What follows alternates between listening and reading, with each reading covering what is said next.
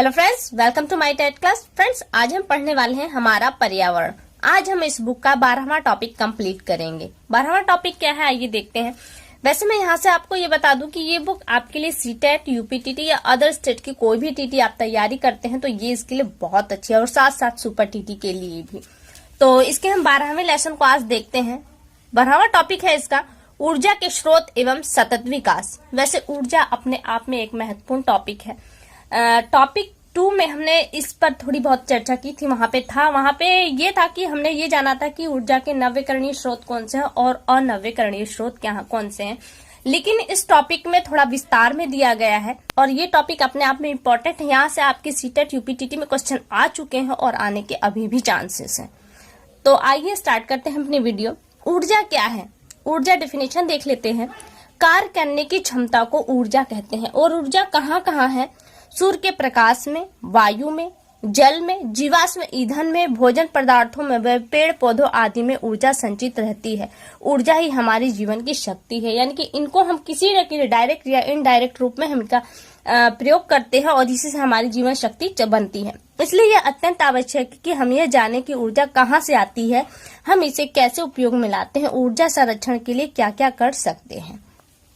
फिर आगे देखिए, आपको एक तालिका दी गई है बहुत अच्छी। इसी तरह की तालिका हमने पीछे के टॉपिक्स में देखे थे और वहां से इनके बारे में पढ़ा भी था। तो यहाँ पे क्लियरली बताया गया है कि ऊर्जा के जो स्रोत हैं वो 2 हैं। एक है नवीकरणीय स्रोत है और दूसरा है अनवीकरणीय स्रोत। नवीकरणीय स्रोत किसे कहते हैं? जिसे पुनः नवीन होने की क्षमता हो, जैसे सूर्य, पवन, जल व जैव आदि।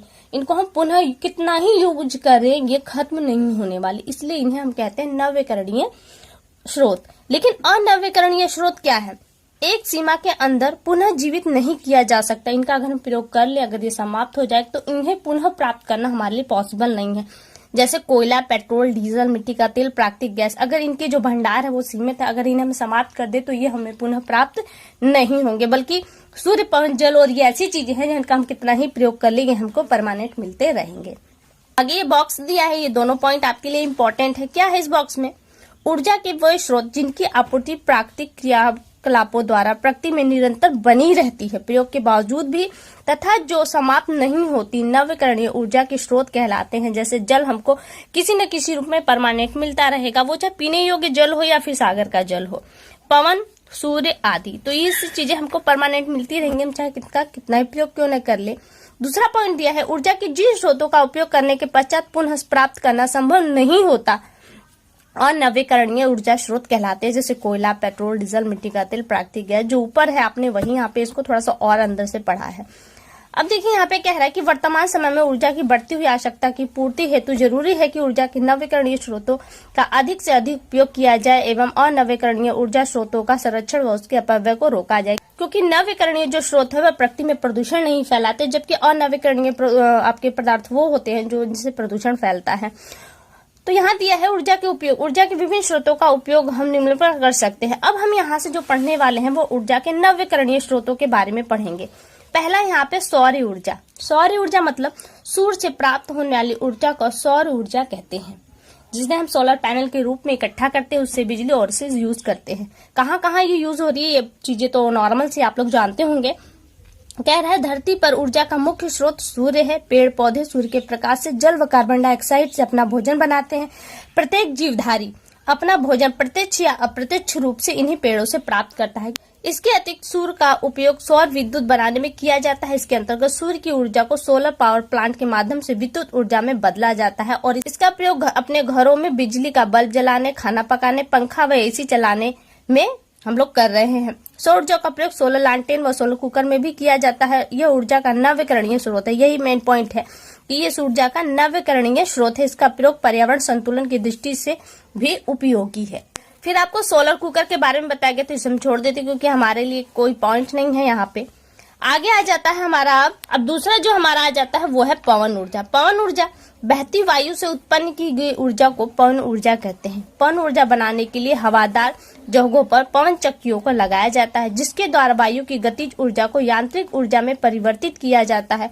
पवन ऊर्जा द्वारा गेहूं पीसने, धान कूटने, तेल पेरने तथा भूमिगत जल निकालने का कार्य किया जाता है। ये उसका चित्र दिया है पवन चक्की का। और यहाँ पे कुछ जगह है जहाँ पे हम पवन चक्कियों का प्रयोग कर रहे हैं। कहाँ है? तमिलनाडु में कन्याकुमारी के निकट पवन ऊर्जा फार्म स्थापित किया गया है। गुजरात के ओखा नामक स्थान पर पवन चक्की स्थापित की गई है। मध्य प्रदेश के देवास में फलसोडी नामक स्थान पर पवन ऊर्जा संयंत्र स्थापित किया गया है। तो ये तीनों पॉइंट आपके इंपॉर्टेंट, यहाँ से तीनों पे ही प्रश्न आपके बन सकते हैं। अब हमारा तीसरा आ जाता है जल ऊर्जा। ये सारे हम ऊर्जा के नवीकरणीय स्रोतों के बारे में पढ़ रहे हैं। जल ऊर्जा, जल का प्रयोग हम पीने में, सिंचाई में, उद्योग आदि करने में जल विद्युत ऊर्जा का नवीकरणीय स्रोत है। कौन सा स्रोत है? देखिए यहाँ पे ध्यान दीजिए, नवीकरणीय स्रोत है। इससे प्रदूषण भी नहीं होता, किंतु नदियों पर बांध बनने से अनेक पर्यावरणीय समस्याएं पैदा होती है, क्योंकि हमको उनको पूरा एरिया देखना पड़ता है। अतः बांध बनाने के निर्णय के पूर्व उस स्थान के आसपास होने वाले पर्यावरणीय एवं सामाजिक प्रभाव पर विचार करना आवश्यक है। भारत के प्रमुख जल विद्युत संयंत्र भाखड़ा, नांगल, हीराकुंड, सरदार सरोवर परियोजना, इंदिरा सागर तथा दामोदर आदि कुछ महत्वपूर्ण ये आपके नदी घाटी परियोजनाएं हैं। अब हमारा चौथा आ जाता है ज्वारीय ऊर्जा। ज्वारीय ऊर्जा के अंतर्गत क्या आएगा? समुद्र में जब ज्वार भाटा आता है तो उसकी लहरें ऊपर नीचे उठती हैं। लहरों के ऊपर उठने और नीचे गिरने के कारण गतिज ऊर्जा उत्पन्न होती है, जिसका उपयोग टरबाइन चलाकर विद्युत उत्पादन में किया जाता है। समुद्र के इस ऊर्जा को सामुद्रिक ज्वारीय ऊर्जा कहते हैं। पांचवा आ जाता है हमारा बायोगैस ऊर्जा। ये कौन सा है? ग्रामीण क्षेत्रों में गोबर तथा कृषि अपशिष्ट सरलता से उपलब्ध होते हैं। कुछ समय पूर्व तक इन्हें सीधे जलाकर ऊर्जा प्राप्त की जाती थी, किंतु इससे वायु प्रदूषण होता था और ऊर्जा का हानि भी। अतः अब इसके द्वारा उत्तम गैसीय ईंधन प्राप्त किया जाता है। इसे बायोगैस या जैव गैस कहते हैं। बायोगैस का उपयोग मुख्यतः घरेलू ईंधन के रूप में, यानी कि आप किचन में गैस के रूप में, प्रकाश करने के लिए, इंजन आदि चलाने के लिए किया जाता है।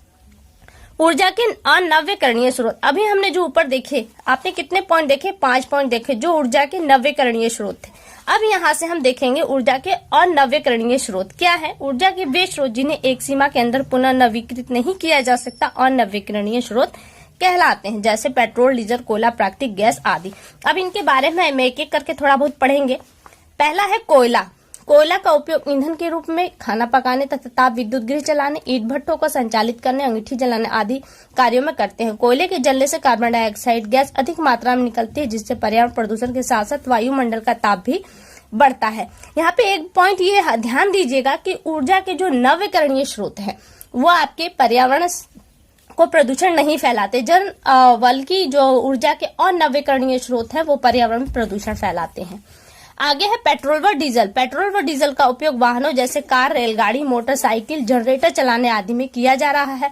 इसके चलने से कार्बन मोनोऑक्साइड, कार्बन डाइऑक्साइड और सल्फर डाइऑक्साइड आदि गैसें निकलती हैं जो वायुमंडल को प्रदूषित करती हैं। तो यहाँ से भी आप देख रहे हैं कुछ तत्व ऐसे निकल रहे हैं जो वायुमंडल को प्रदूषित करते हैं। प्राकृतिक गैस देखिए पर्यावरण को प्रदूषित कम करता है, जबकि कोयला, पेट्रोल, डीजल ये ज्यादा प्रदूषित करते हैं। प्राकृतिक गैस से भी प्रदूषण होता है, लेकिन बहुत कम मात्रा में। प्राकृतिक गैस कोयले व तेल की अपेक्षा स्वच्छ ईंधन है। सामान्यतः एलपीजी लिक्विड पेट्रोलियम गैस को रसोई गैस के नाम से जाना जाता है। इससे मुख्यतः ब्यूटेन तथा आइसोब्यूटेन होता है। ये ध्यान दीजिए कि यहाँ से भी प्रश्न एक बार आपके सुपर टीटी में आ चुका है कि गैस प्राकृतिक गैस है, यानी कि एलपीजी गैस उसमें कौन सी मुख्य गैस होती है? तो ब्यूटेन तथा आइसोब्यूटेन मुख्य गैस होती है। इसे उच्च दाब पर द्रवित करके सिलेंडर में भरा जाता है। इससे इसका भंडारण एवं परिवहन सरल होता है। आजकल शहरों एवं महानगरों में पेट्रोल एवं डीजल के स्थान पर वाहनों को चलाने के लिए सीएनजी कंप्रेस नेचुरल गैस का प्रयोग किया जा रहा है। इससे प्रदूषण कम होता है। तो घर में हम एलपीजी का प्रयोग कर रहे हैं, बल्कि वाहनों में सीएनजी गैस का। तो यहाँ जो सीएनजी है और एलपीजी, इसका फुल फॉर्म आप लोग याद रखिएगा, क्योंकि यहाँ से भी प्रश्न बन सकता है।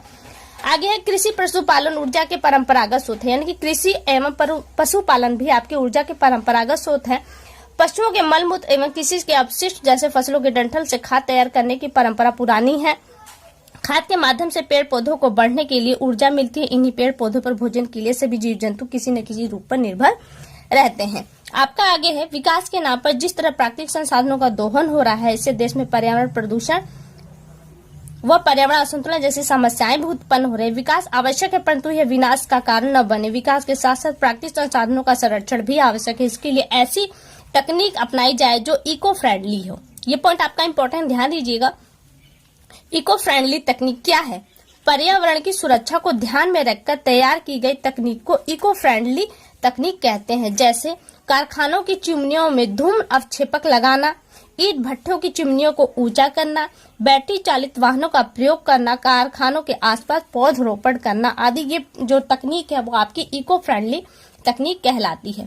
सौर ऊर्जा इको फ्रेंडली तकनीक का सबसे अच्छा उदाहरण है। इसके पर्यावरण को भी कोई नुकसान नहीं होता और हमारी आवश्यकताओं की भी पूर्ति हो जाती है। फिर आगे आप देख रहे हैं कि जिस तरह से हम प्रदूषण फैल रहा है उस तरह से पर्यावरण में भी काफी असंतुलन देखने को मिल रहा है। ये बातें बताई गई हैं और ये इको फ्रेंडली का आपको सिंबल दिखाया गया है।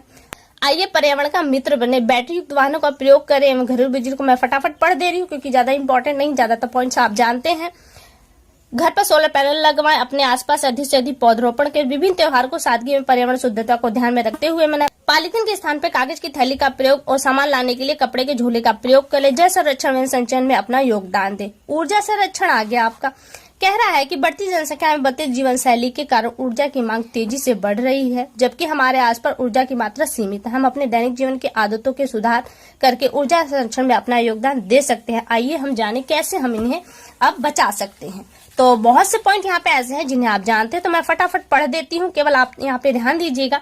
मोटरसाइकिल, स्कूटी या कार का प्रयोग तभी करें जब बहुत आवश्यक हो, वरना आप कोशिश करें कि आप पैदल दूरी तय करें। जब आवश्यक न हो, पंखे, बल्ब व अन्य विद्युत के उपकरण को सदैव बंद रखें। जहां तक संभव हो थोड़ी दूर जाने के लिए पैदल या साइकिल का प्रयोग, इससे आपका स्वास्थ्य भी अच्छा रहेगा और पर्यावरण प्रदूषण भी नहीं होगा। यदि संभव हो तो सोलर कुकर, सोलर लालटेन व सोलर पंप आदि का प्रयोग। समय बिजली के स्थान पर CFL और LED बल्बों का उपयोग करें। भोजन बनाने से पहले दाल, चावल आदि पदार्थों को उस समय को भिगोकर रखना चाहिए और जब इसे पकाए तो उसे ढककर पकाए, इससे बहुत कम ऊर्जा खपत होगी। फिर यहाँ पे जो कार्य है वो बच्चों के लिए है। यहाँ पे फिर समझाया गया कि सतत विकास एवं संसाधनों का संरक्षण। यहाँ पे ये कहा जा रहा है कि सतत विकास जरूरी है, लेकिन ये जरूरी नहीं कि हम जो अनवीकरणीय संसाधन का प्रयोग करें, बहुत ज्यादा मात्रा में दोहन करें। तो ऐसा न हो कि आज हम इनका दोहन इतना कर लें कि कल की भविष्य इन्हें जान भी न पाए। कहा जा रहा है कि वस्तुओं के उत्पादन हेतु उद्योग लगाएं, परंतु इसके निकलने वाले अपशिष्ट का सही निस्तारण करें। इससे विकास के साथ साथ संसाधनों का संरक्षण भी होगा, पर्यावरण में संतुलन भी बना रहेगा। ये आपको समझाया गया है। फिर यहाँ से देखिए ये टॉपिक लगभग खत्म हो जाता है। कह रहा है कि सतत विकास प्रगति की एक प्रक्रिया है। इसके अंतर्गत वर्तमान पीढ़ी की आवश्यकताओं की पूर्ति के संसाधन का प्रयोग यह ध्यान में रखते हुए करते हैं कि भावी पीढ़ी भी आवश्यकताओं की पूर्ति संसाधनों से हो सके। ऐसा न हो कि आज हम खर्च कर ले और कल के लिए कुछ न बचे। और यहाँ से देखिए आपका ये टॉपिक कंप्लीट होता है। प्रश्न उत्तर उसे छोड़ देते हैं और आपके एग्जाम में आने वाले क्वेश्चन हैं यहाँ पे, और ये क्वेश्चन बहुत ही इंपॉर्टेंट है क्योंकि इसी तरह के क्वेश्चन आएंगे। और यहाँ पे आप 4 क्वेश्चन देख रहे होंगे और ये चारों क्वेश्चन किसी न किसी एग्जाम में आए हुए हैं। पहला क्वेश्चन क्या है? जलाने पर पर्यावरण को सबसे कम प्रदूषित करने वाला ईंधन है कोयला, LPG, मिट्टी का तेल और लकड़ी। तो आप जानते हैं सबसे कम प्रदूषण फैलाने वाला है LPG। वाहनों को चलाने के लिए न्यूनतम प्रदूषण वाला ईंधन है डीजल, पेट्रोल, मिट्टी का तेल या फिर CNG। तो सबसे बेस्ट आपका जो कम प्रदूषण फैलाने वाला है वो CNG है। LPG में पाई जाने मुख्य गैस है तो वो ब्यूटेन है। तो यहाँ से देखिए आपके सारे क्वेश्चन इंपॉर्टेंट है। निम्नलिखित में कौन सा नवीकरणीय ऊर्जा स्रोत है? पेट्रोल, प्राकृतिक गैस, कोयला, तो पवन। तो पवन आपका नवीकरणीय ऊर्जा का स्रोत है, तो ये आपका सही हुआ। आगे अगले क्वेश्चन में आपको निम्नलिखित ऊर्जा के जो नवीकरणीय और अनवीकरणीय स्रोत है वो छाड़ना। तो पहले हम नवीकरणीय स्रोत देख लेते हैं जिन्हें हम पुनः प्राप्त कर सकते हैं। तो आपका सूर्य यानी कि सौर ऊर्जा हम प्राप्त कर सकते हैं, बायोगैस, पवन, ये हमारे नवीकरणीय स्रोत है। और बाकी जो बचते हैं वो अनवीकरणीय यानी कि डीजल, पेट्रोल, लकड़ी और कोयला। रिक्त स्थान है, इसे भी देख लेते हैं। सौर ऊर्जा का स्रोत है, तो सौर ऊर्जा का स्रोत क्या है? तो वो आपका सूर्य है। CNG का प्रयोग कहाँ किया जाता है? तो वो वाहनों में किया जाता है। LPG का प्रयोग पकाने में क्या किया जाता है? तो क्या पकाने में किया जाता है? खाना पकाने में करते हैं। कमरा छोड़ते समय बिजली, पंखा व स्विच कर देना चाहिए। क्या कर देना चाहिए? वो बंद कर देना चाहिए। इससे हमारी ऊर्जा की बचत होगी। तो फ्रेंड्स यहाँ से देखिए ये टॉपिक आपका कंप्लीट हुआ और ये टॉपिक आपका बहुत ज्यादा इंपॉर्टेंट है, इसलिए इस टॉपिक को फाइनली जरूर देखें। तो फिलहाल के लिए केवल इतना। अगली वीडियो में आपसे फिर मुलाकात होगी, तब तक के लिए नमस्कार।